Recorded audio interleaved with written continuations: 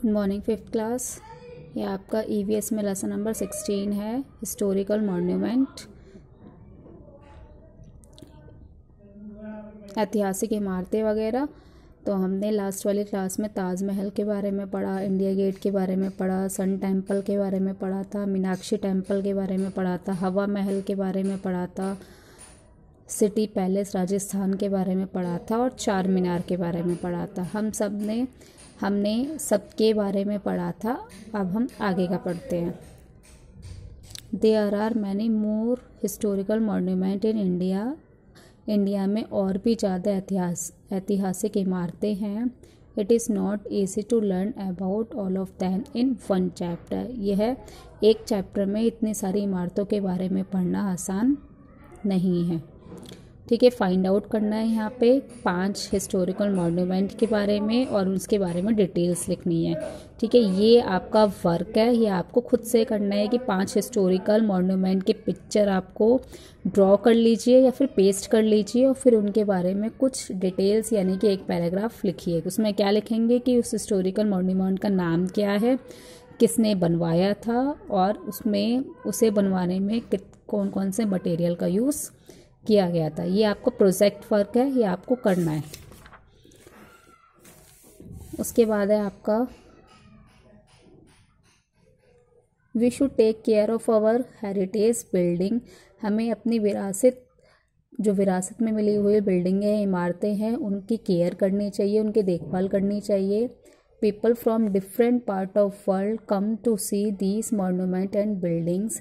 यानी कि लोग जो संसार के अलग अलग पार्ट से आते हैं, अलग अलग हिस्सों से आते हैं इन सारे इमारतों और स्मारकों को देखने के लिए। The government of India has established the archaeological survey of India ASI to protect and preserve our historical monument. यानी कि इंडिया की सरकार ने आर्कियोलॉजिकल सर्वे ऑफ इंडिया यानी कि ASI को एस्टेब्लिश किया, यानी कि उनका निर्माण किया, यानी कि एक संस्था बनाई जो इन सारे मॉन्यूमेंट की देखभाल कर सके और उनको सुरक्षित रख सके। आर्कियोलॉजिकल सर्वे ऑफ इंडिया जो होते हैं वो पुरातत्व विभाग के लोग होते हैं, यानी कि जो प्राचीन काल की चीज़ों को खोजते हैं, उनके बारे में इंफॉर्मेशन निकालते हैं और हमें देते हैं। हमें उनके बारे में बताते हैं कि वो किसने बनवाया था, उसमें क्या क्या चीज़ों का यूज़ किया गया था, बनवाने में कितने लोग लगे हुए थे, उसमें कौन कौन से मटेरियल का यूज़ किया गया था, वो सब चीज़ें। ठीक है, और वो इन सारी इमारतों का और स्मारकों का ध्यान भी रखते हैं। We can protect and take care of this monument in following ways. हमें इन सारे मॉन्यूमेंट को कुछ तरीके बताए गए हैं, उसकी सहायता से सुरक्षित रख सकते हैं। क्या क्या है? पहला है we should never scratch and write anything on the walls of the monument. हमें इन सारी इमारतों को ना ही स्क्रैच करना चाहिए, यानी कि ना ही उन्हें खोदना चाहिए और ना ही उनकी दीवारों पर कुछ भी लिखना चाहिए। ठीक है, सेकंड है a small entry fees is charge to raise fund for the repair and maintenance.